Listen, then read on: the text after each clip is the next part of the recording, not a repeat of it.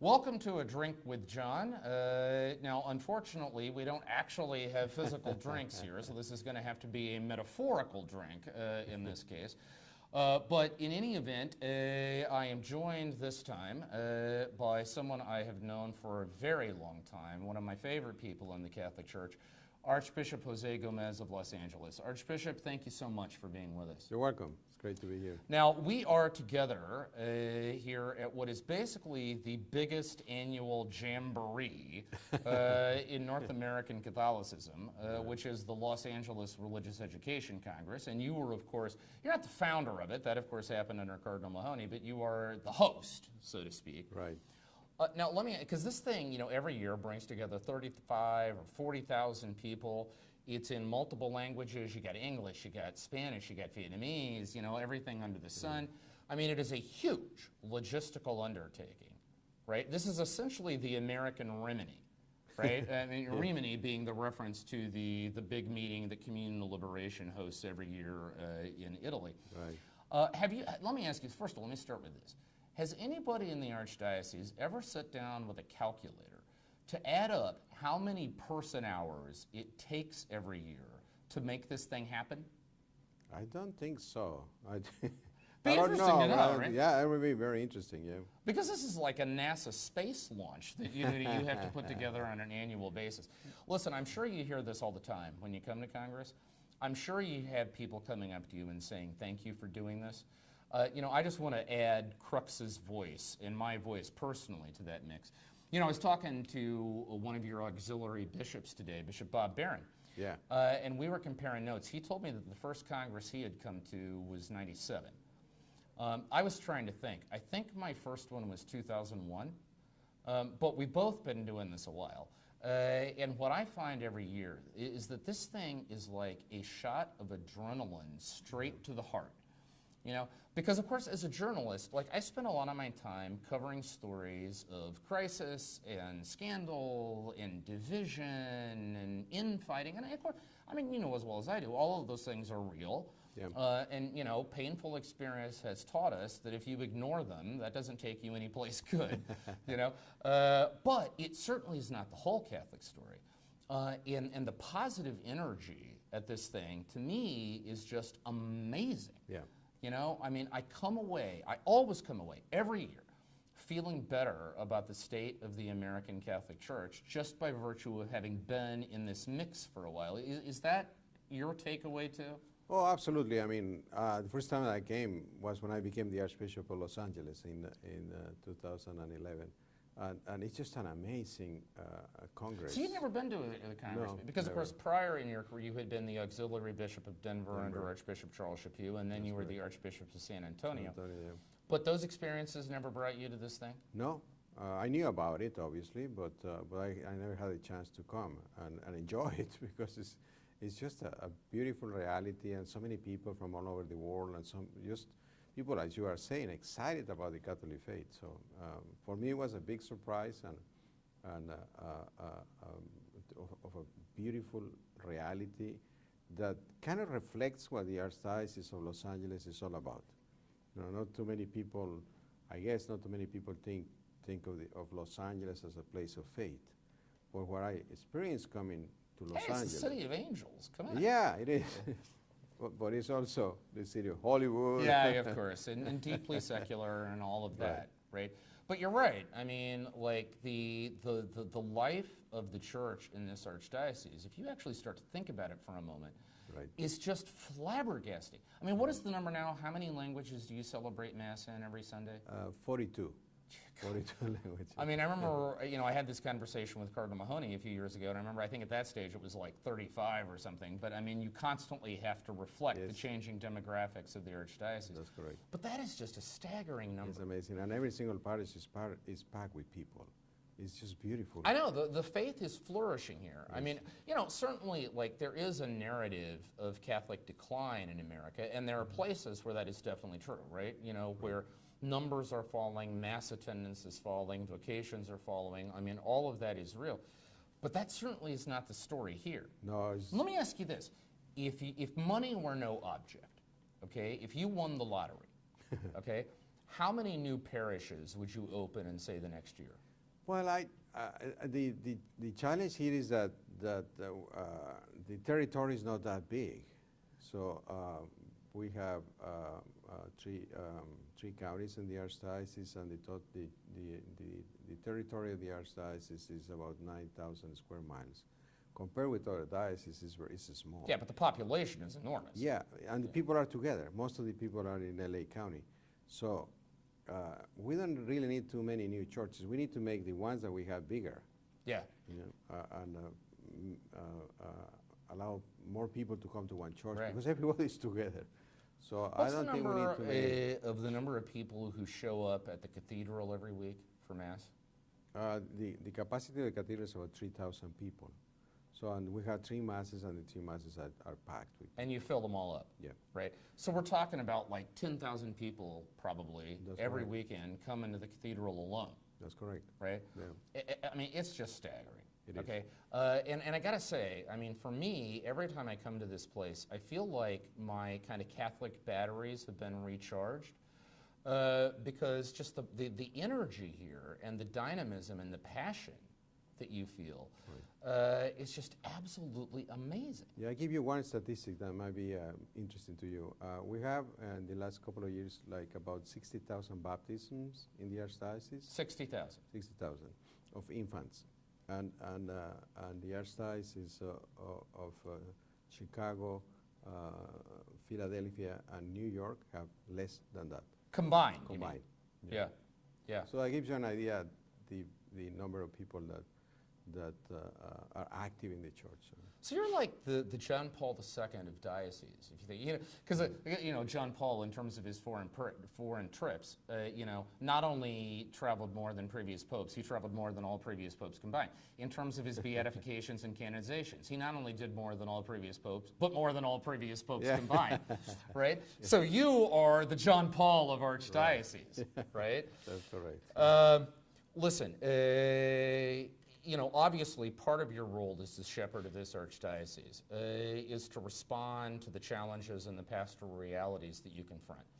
And of course, in this archdiocese, you know, the list of pastoral challenges is almost infinite. But obviously, a pride of place has to go to the issue of immigration, Right. because you were so much an immigrant archdiocese in so many ways, and you have been very outspoken on the issue of immigration. I mean, we'll get to your read on current realities in a moment. But can I ask you a media question first? Sure.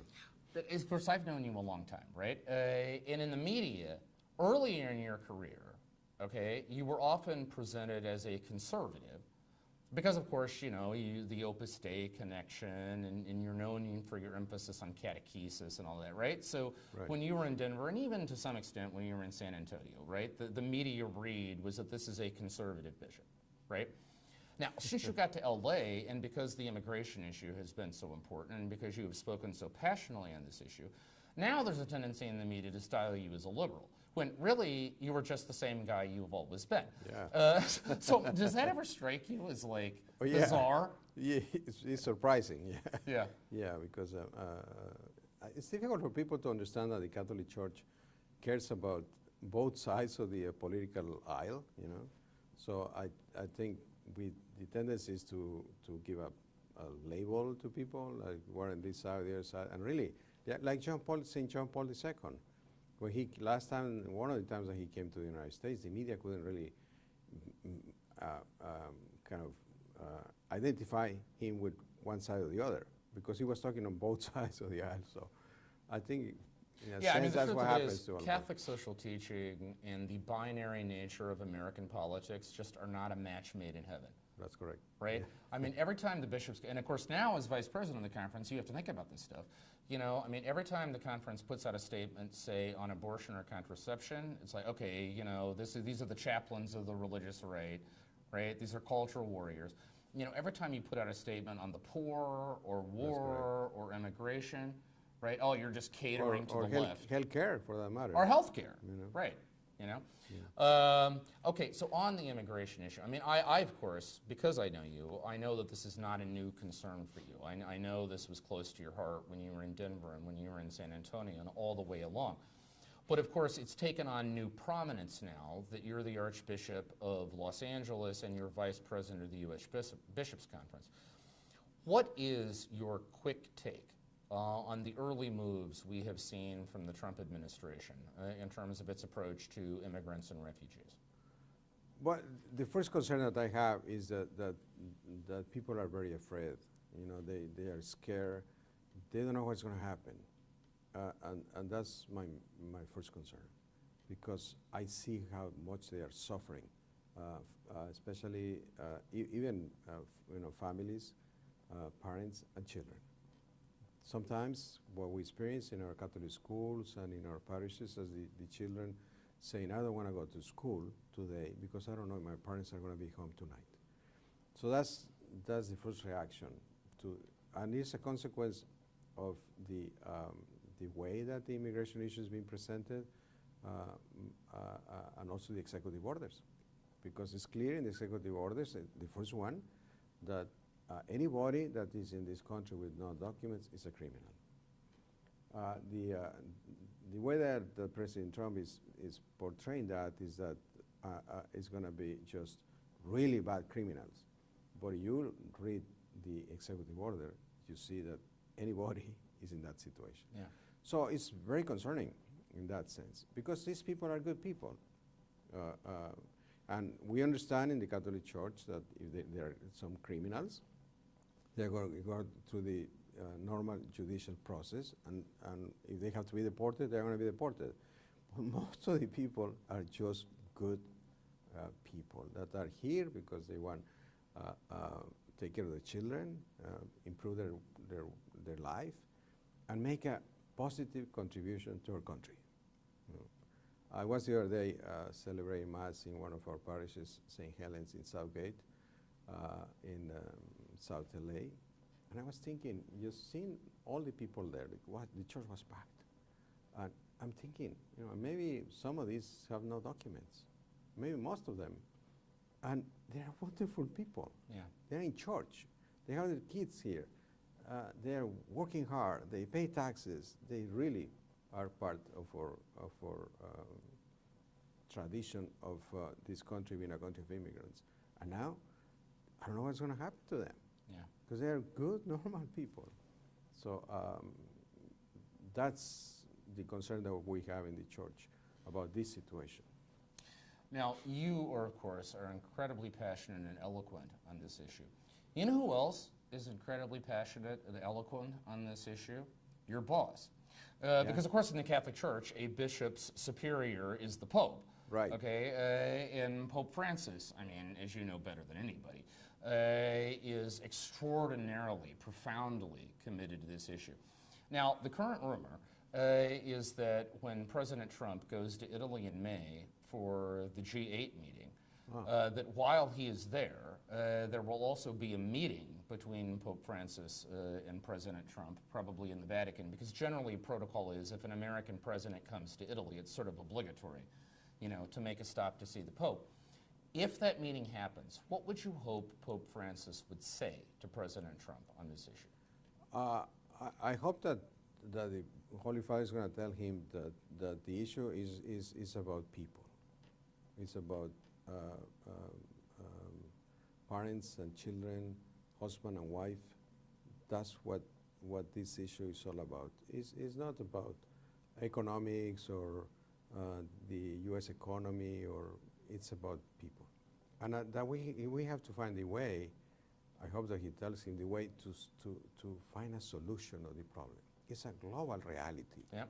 People are moving. I mean, in Italy, you know, or Greece or any of those countries, people come from Africa, from the Middle East.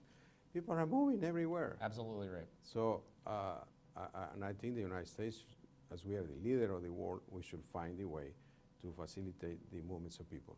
So I'm sure that Pope Francis is going to tell him, hey, you know, what are you talking about? Now, to give us some inside scoop here, do you think Francis is going to call you to get some talking points before he has that meeting? I don't know. I don't think he needs to call me. Well, he probably I'm doesn't. learning from him. He probably doesn't need any talking points, right? Right, Because yeah. he probably has it down. All right, listen, last thing before we let you go. Speaking of Pope Francis, we are coming up on a major milestone. March 13th will be the 4th anniversary of his election to the papacy. And while that will be commented on and kind of celebrated around the world, you know, it probably has a kind of special power for Americans because for us, 4 years is a presidential term, right? Yeah, that's true. So in a sense, this is the end of Francis's first term, right? And so I would expect... Is he up for election? Well, see, I just, here in the Congress, I said that this afternoon when I was doing my session. I said, now the big difference here, of course, is that popes don't stand for re-election. So it's kind of a different deal in the Vatican. But, you know, nevertheless, we can't help thinking in those terms. So I want to ask you, looking back at these last 4 years, we at Crux, we're going to be doing we're polling Catholic luminaries around the world for what they would consider to be their list of the most important moments from those 4 years. So I'm just curious, I mean, do you have one or two or whatever it is, moments or statements or gestures or whatever it is from Pope Francis over these last 4 years that have had, for you, special power, special significance? Sure. Well, I think the first one that I can think of is his trip to Lampedusa, because he was he went out of his way to be with the immigrants coming to Italy. So that was for me it was a beautiful gesture of helping us to understand that immigration is about people. Yeah. Just in case anybody watching this doesn't know, Lampedusa is an island in the southern Mediterranean. Technically, it is part of Sicily in Italy, although it's actually physically closer to Tunisia than it is to Italy.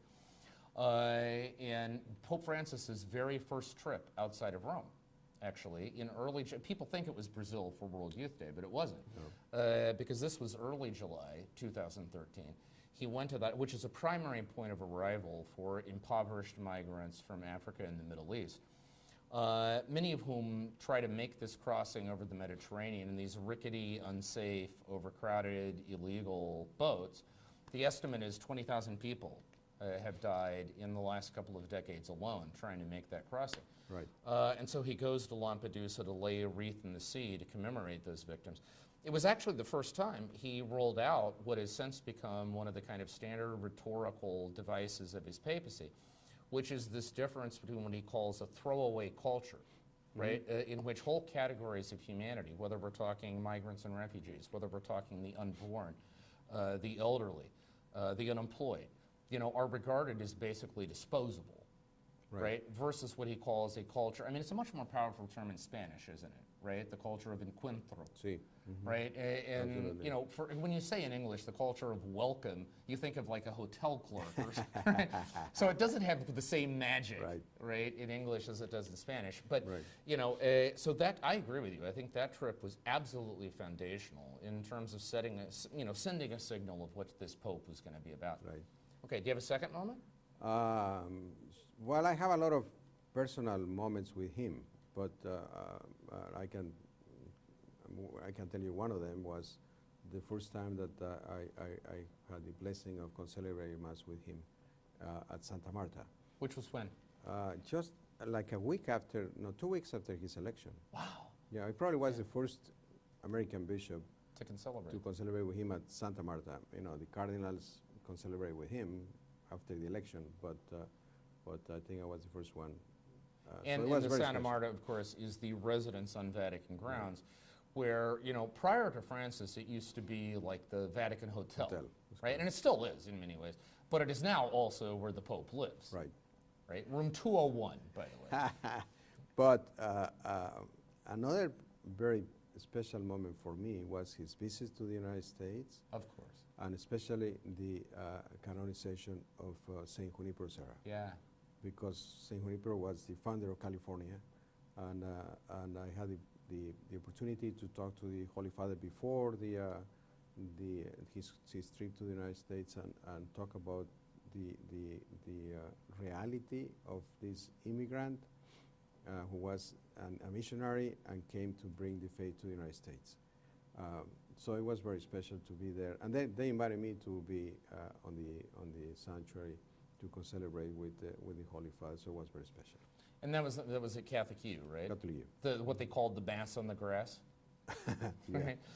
You know what I remember from that trip? I mean, you know, there were so many magic moments. Yeah. You know, I mean, his speech to Congress, you remember? Oh, amazing. Where he rolled out his Fantastic Four Americans, remember? Abraham Lincoln, Martin Luther Yeah. King, Dorothy Day, and Thomas Merton. Yeah. His address to the UN, you know, and all of that.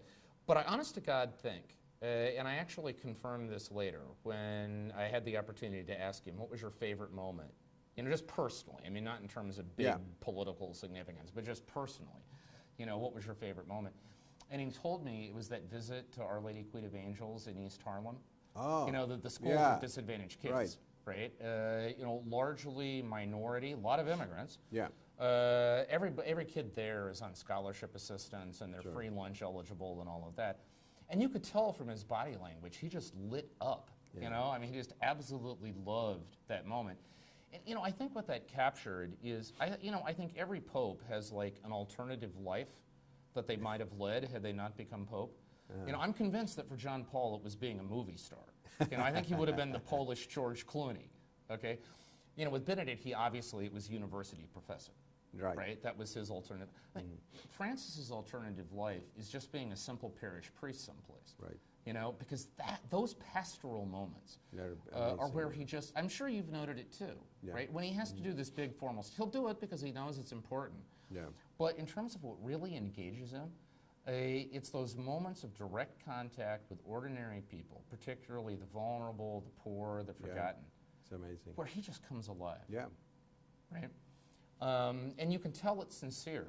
You know, it's not some message cooked up in a Vatican PR war room, right? But it's the real guy, That's correct. Yeah. right? Are you going to have Mass in LA to celebrate the anniversary? We don't have anything planned right now, but Well, you got that's a 3 very good- weeks. Pull it together. Okay. Okay. Listen, Archbishop Gomez, thank you for everything you do. Thank you for who you are. And listen, just on a personal basis, I want you to hear me how grateful we are for the support that the Archdiocese of Los Angeles has shown to Crux. You know, we have this kind of working relationship in which we supply some content to Angelus, which of course is your flagship print publication. Right. And in turn, you have had the great generosity to allow us to tap the expertise of your social media people. I have to tell you, I know you know this, so you don't need me to say it to you, but I will anyway. You have an absolutely phenomenal team. I mean, those people are just world's best in terms of the Catholic take on the social media landscape and how to present an effective message in that world. And the fact that you have been kind enough to allow us to tap into that is just unbelievably helpful to us. Well, I'm very happy that we are doing it, so it's a great blessing for us too. Well, thank you. I mean, you got to be careful when you say stuff like that because you may end up on some promo package that we do. Archbishop José Gomez, you are a great churchman. You're a great human being. You're a great Archbishop. Thank you very much. Thank you, John. That is A Drink with John. Again, apologies for the fact that the drink this time was merely metaphorical, but I promise you, I have known Archbishop Gomez a very long time. I will find an occasion to deliver an actual drink to you at some point in the not-too-distant future. Thank you for being with us. Remember that Crux is your one-stop shopping destination for the best in Catholic news, analysis, and commentary. You can find us online at cruxnow.com. Join us next time for A Drink with John.